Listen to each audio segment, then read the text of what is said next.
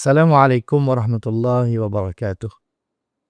Saya Dr. Anwar bin Hasin, pensyarah kanan Universiti Sains Islam dan Malaysia. Firman Allah Subhanahu wa taala dalam surah Al-Muzammil ayat yang keempat, A'udzu billahi minasyaitonir rajim. Warattilil Qur'ana tartila. Yang mana maksudnya, dan bacalah Al-Quran dengan tartil. Ayat ini menunjukkan betapa pentingnya bagi setiap umat Islam untuk memelihara bacaan Al-Quran secara tartil. Membaca Al-Quran dengan tartil adalah satu tuntutan yang mesti ke atas setiap umat Islam ketika membaca Al-Quran. Dan membaca Al-Quran secara tartil hanya boleh dicapai melalui kaedah kita mempelajari ilmu tajwid berlandaskan disiplin ilmu tajwid yang betul yang telah disusun dan digarap melalui ulama-ulama yang terdahulu. Betapa pentingnya kita membaca Al-Quran secara tartil ialah kerana untuk kita menjaga kesahihan dan ketulinan Al-Quran seperti mana ianya diturunkan daripada Allah Azza wa Jalla kepada Nabi Muhammad sallallahu alaihi wasallam melalui perantaraan Malaikat Jibril alaihi salam. Ayuh kita pelajari ilmu tajwid untuk memperbetulkan dan memperkemaskan bacaan kita supaya bacaan kita hampir dan mirip seperti bacaan baginda Nabi sallallahu alaihi wasallam.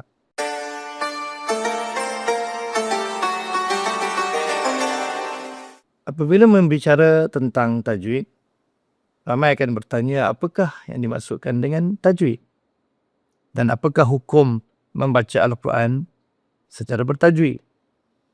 Tajwid adalah sebuah kalimah yang berasal daripada bahasa Arab, iaitu jawwada, yujawwidu, tajwidan, yang membawa maksud memperelokkan atau memperindahkan sesuatu.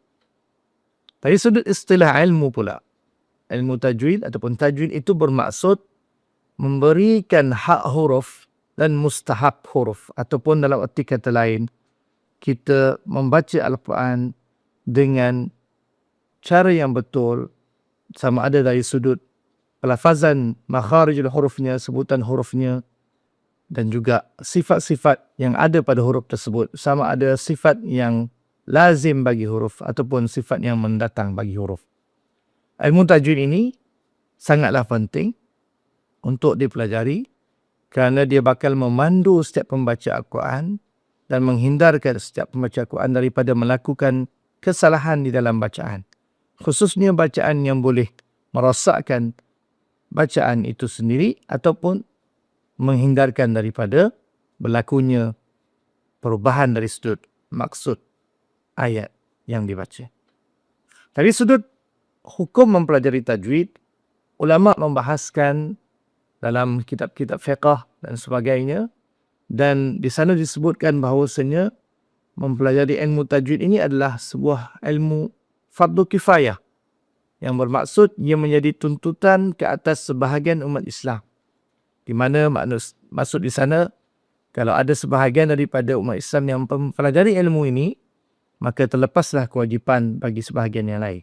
Namun begitu, tuan-tuan dan puan-puan, mempraktikkan bacaan Al-Quran secara bertajwid itu adalah satu kewajipan, yakni fardu ain, seperti mana kata Imam Ibnul Jazari, al-akhdhu bit-tajwid hatmun lazimun man lam yujawwidil Qur'ana athimun.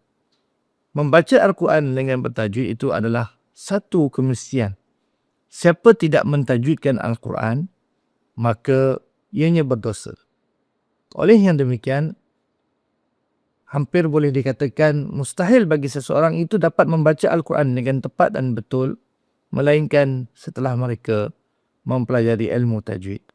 Maka ilmu tajwid adalah pelengkap terhadap dalam melaksanakan tuntutan kewajipan membaca Al-Quran dengan betul.